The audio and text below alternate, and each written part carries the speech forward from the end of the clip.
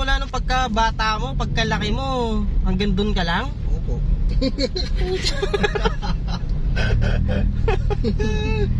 Ako sang gitudluhan sa mga shortcut gihapon. Sir, ano sina?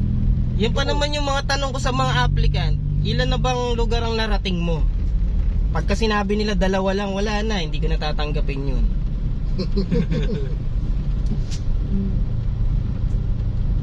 Mga shortcut Mandawi. Eh, katong ako ang gikan gihapon ba nga mas duol siya diri mo agi. Lusot siya dito. Nya katong gikan mo. Buti nagbago ako. Nagbago ng direksyon? Gasto sa kayo eh. Grabe ka gasto dito. Tinuod lang. Ayoko, pumunta kayo dito. Sir, eh. Kasi lagi po siyang malilibugan eh. Ay, wala yun. Wala yun. Payat naman kasi yun.